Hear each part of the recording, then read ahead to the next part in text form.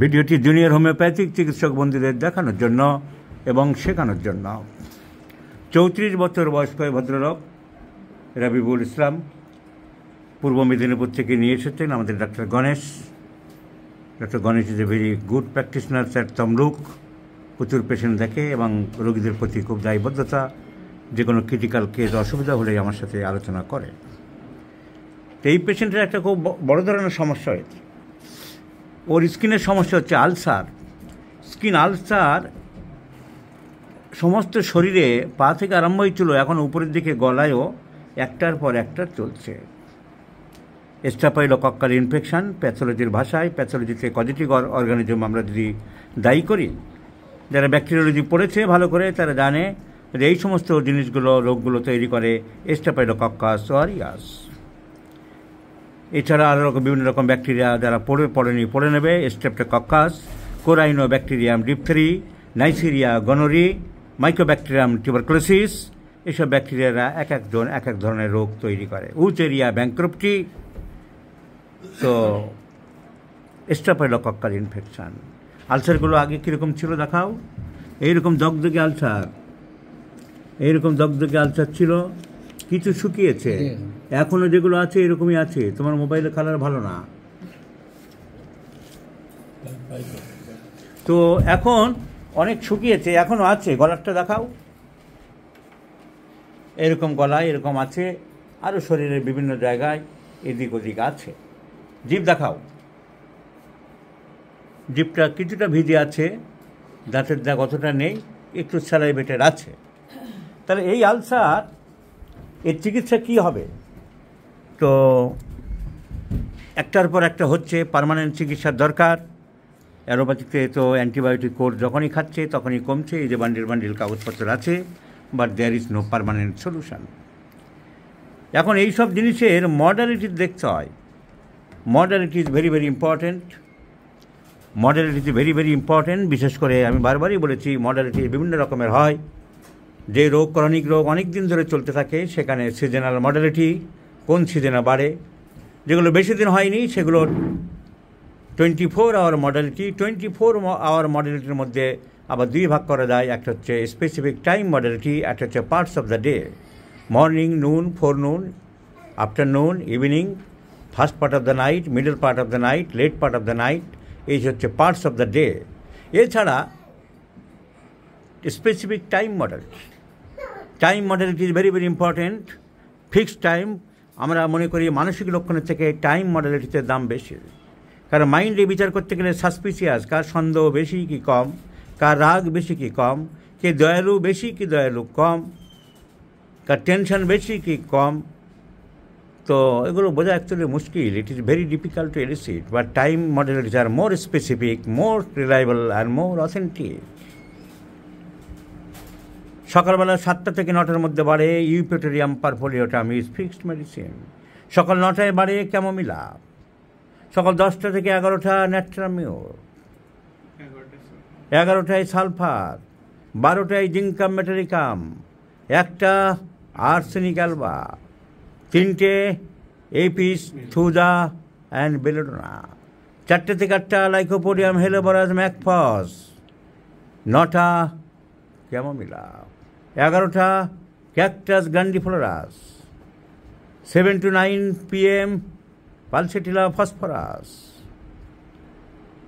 midnight before phosphorus, midnight 1 to 3 AM arsenic alba, 2 AM calicar, 2 AM to 4 AM calicar, calibite, 5 AM natrium salt, sulfur, aloes. So modalities is very very important, time modalities. Also the food modalities, কোন খাবারে বাড়ে, side modalities body, these are all important. তো এই ধরনের রোগে আমাদের hit cold modalities বা thermal modalities খুব দরকার। তো যেটা করা উচিত ছিল বাড়ির থেকে, যে গরম ঠান্ডা কোনটায় কমে, গণেশবাবুর ওটা দেখা হয়নি, এখন আমরা দেখলাম, দেখে জানলাম this ulcer is relieve by hot application. তাহলে হট অ্যাপ্লিকেশান আমরা রেপার্টরি চার্ট করে দেখে নেব। হট অ্যাপ্লিকেশান অ্যামিলেশন, এখানে এখন আমার রেপার্টরি পটাপট এখানে ওখানে খুঁজতে হচ্ছে। আমার বই বেরিয়ে গেলে শুধু অ্যামিলোরেশনটা নেব, তো টেবিলে থাকবে অ্যামিলোরেশন দেখবো, হট অ্যাপ্লিকেশান অ্যামিলোরেশন। তো মেন ওষুধগুলো আছে আমরা দেখলাম, anacardium, arsenic, hepar sulphur, ক্যালিকার, ম্যাকফস, রাস্টক sulphur. আরও দু একটা বই দেখে নিলাম, সব বই একই কথা বলা আছে, হট অ্যাপ্লিকেশান অ্যামিলোরেশন ওই একই, anacardium, arsenic, hepar sulphur, ক্যালিকার, রাস্টক etcetera. তাহলে মেন ওষুধ যদি হিপার সালফার হয়, আর্সেনিক হয়, সাইলিশিয়া হয়, এই তিনটে ওষুধ ক্যালিকার হয়, তাহলে আমরা দেখব যে আর্সেনিকের আর অন্য কোনো সিমটম আছে কি না। এই যেভাবে এসছে তোর ফিজিক্যাল মেকআপ, ড্রেস দেখে আর্সেনিক মনে হবে না, অত পরিচ্ছন্ন নয়, জ্বালা করে, ভিতরে জ্বালা, জ্বলন, জ্বালা নেই, আর্সেনিকের কোনো প্রশ্নই নেই। Arsenic cross. Hepar sulphur very sensitive to pain হবে, অসহ্য ব্যথা, হাত ছোঁয়ানো যায় না, মারাত্মক ব্যথা হয় কি প্রথম হয়, সবসময় থাকে না, এখন অত ব্যথা, হাইপার সেন্সিটিভিটি নেই। রাগ কেমন তোমার? রাগ নাই। হিপার সালফার ক্রস দেওয়া জানো গল্প? আমরা ছোটোবেলায় সিনেমা দেখতাম, একটা মেয়ের সাথে যখন অনেক লোক বদমাইশি করেছিল, ওদের ছবিগুলো সব দেয়ালে টাঙিয়ে রাখতো, আর রাত্রেবেলা টুক করে একজন করে গুলি করতো, আর একটা করে ক্রস মেরে দিত, বাকি কটা ক্রস আছে দেখতো, সব কটা ক্রস হয়ে গেলে খেল খতম। তো আর্সেনিক বাদ, হিপার সালফার বাদ, বড় ওষুধের মধ্যে আর থাকলো ক্যালিকার্বের শীত বেশি, কিন্তু এই রোগীর গরম বেশি। ক্যালিকার আলসারের উপরে অতটা বেশি কাজ করে না, হ্যানিম্যান অবশ্য বলছে লাং আলসারের উপরে ক্যালিকার্বের বিরাট ক্ষমতা আছে, কিন্তু ক্যালিকার্বের পার্টিকুলার মডালিটি কি আছে? তোমার রাত্রের দিকে 3টে-4টে ভোরের দিকে কি ব্যথা বাড়ে? ভোরের দিকে ঠিক করে খেয়াল করো, কখন?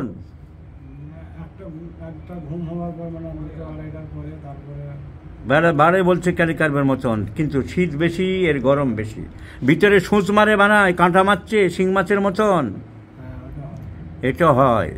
তাহলে ক্যালিকার্বের দিকে আবার কিছুটা বলছে যে মাঝরাত্রের দিকে বাড়ে, আবার সূচ মারার মতন হয়। তোমার কোমরে ব্যথা আছে? কোমরে ব্যথা ক্যালিকার্বের একটা main symptom, kali carb, natrum, mur, ruta etcetera. আর দুর্বলতা আছে? ও বাবা, এ তো ক্যালিকার্বের যা জিজ্ঞাসা করি সব বলে। তো ক্যালিকার্বের অনেক সিমটম আছে, কিন্তু সাইলিশিয়ারও সিমটম আছে। ঘাম বেশি, তোমার ঘাম বেশি বলেছো তো, ক্যালিকার্বেরও ঘাম বেশি আছে। তাহলে ঘাম বেশি, কিন্তু ডিসচার্জের অফেন্সিভ, তোমার পায়খানা, ঘাম, গন্ধ আছে, পায়খানা প্রস্রাবে সব ঘামে অত করে না, পায়খানা প্রস্রাবে গন্ধ আছে। আর ব্যথা কোন রাত্রে বেশি বাড়ে? প্রথম রাত্রে, মাঝরাত্রে, শেষ রাত্রে? মাঝরাত্রে। শেষ রাত্রে হয়, একটু আগে বললো শেষ রাত্রে, রোগীরা এরকম খেয়ে হারিয়ে ফেলে। তো যাই হোক, আর একটা পয়েন্ট, ও করোনা ইঞ্জেকশন নিয়েছে, এই ঘাগুলো হচ্ছে কমাস, 3-4 মাসের মধ্যে এরকম চলছে। করোনা ইঞ্জেকশন তার আগে নিয়েছিলে? কটা নিয়েছিলে? 2টো ডোজ নিয়েছিল। 2019 সালে নিয়েছিলে না 20 সালে? যাই হোক, তাহলে আগে করোনা নিয়েছে, পরে এটা হচ্ছে। আমরা মনে করতে পারি যে এইরকম একটা আলসার, শরীরের ভিতরে reaction takes place due to bad effects of Corona vaccine ভাবতে পারি। সেটা সাইলিশিয়া কভার করে, ক্যালিকার্ব কভার করে না। তাহলে আমি মনে করতে পারি যে ব্যাড এফেক্টস অফ ভ্যাকসিনেশান। রাগ কেমন তোমার? রাগ নেই, ক্যালিকার্বে রাগ বেশি, হিপার সালফারে রাগ বেশি, তাহলে সাইলিশিয়ার অতটা রাগ নেই। তো ব্যাড এফেক্টস অফ ভ্যাকসিনেশান ভাবতে পারি। আর ঘাম বেশি, এনার ঘাম বেশি, ডিসচার্জেস অফেন্সিভ, এবং সাইলিশিয়া স্কিন এবং আলসারের উপরে ক্ষমতা আছে, কাজ করার ক্ষমতা আছে। ফিয়ার্স অফ অ্যাকশান কভার করছে আলসারের উপরে নাইট্রিক অ্যাসিড, মার্কুরিয়াস, অ্যাসাফিটিডা, সাইলিশিয়া। তো the medicine acts over the fears of action, pain relief by hot application, profuse perspiration, stool offensive, pain aggravates at night, night aggravation silicea পাচ্ছে, আমরা general repertory দেখলাম। Night aggravation, there is also silesia. So night aggravation, যে party হোক, ও কখনো মাঝরাত্রে বলছে, কখনো শেষ রাত্রে। তো নাইট aggravation, ঘাম বেশি, রাগ কমের জন্য ক্যারিকার বাদ হয়ে গেল। আর history of taken corona vaccine, তার জন্যে আমাদের ক্যারিকার্ভের কিছু সিমটম পেলেও বাদ হয়ে গেল। তাহলে আমরা একে বলা হয় এলিমিনেশান। কেস টেকিংয়ের পরে কতগুলো শব্দ আছে, যে কেস টেকিং, তারপরের স্টেপ হচ্ছে evaluation of symptoms. Case taking করলাম, তারপরে সিমটমগুলোকে এভালুয়েট করলাম, অনুসন্ধান করলাম, বোঝার চেষ্টা করলাম। তারপরে ধাপ হচ্ছে 3 নম্বর ধাপ, এলিমিনেটিং অফ সিমটম, যেগুলো মেন নেওয়ার নিয়ে বাদগুলো বাদ দিয়ে দেবো। তাহলে এলিমিনেটিং করার পরে আমাদের মেডিসিন দাঁড়াচ্ছে silicea. So silicea is the choice of medicine. Let's prescribe silicea and C the result. Individual two individual আমাদের ভ্যারি করে, কোনো নির্দিষ্ট রোগীর জন্য নির্দিষ্ট ওষুধ হতে পারে না। বাংলাদেশের খাগড়াগাছি এক জেলার একজনের এরকম হাড়ের টুকরো বেরিয়ে আসতো পা থেকে, অস্টিওমাইলাইটিসের তো উপরে, এখনও ভিতরে যায়নি, সুপারফিশিয়ালি আছে। তাকে সারিয়েছি ফ্লোরিক অ্যাসিড দিয়ে। সে অনেক জায়গায় দেখিয়েছে, অনেক চিকিৎসা করেছে, কারণ তার ফ্লোরিক অ্যাসিডের সিমটম ছিল। So there is no fixed rule in homeopathy, my friends. There is no hard and fast rule to prescribe a homeopathic medicine, because homeopathy treats the patient, not the disease, and treats the patient on the dictum symptom similarity by the correction of totality of symptoms. So silicea is the choice of medicine. যারা এই video দেখছো তারা সবাই ভিডিওটা note করে রাখতে পারো। এটা একটার পর একটা আলসার হয়ে চলেছে, ulcer on after another chronological ওয়েতে। অনেক অ্যালোপ্যাথিক চিকিৎসা হয়েছে, যে বান্ডিল হয়েছে, প্রচুর বান্ডিল, এখন without any good result, permanent result.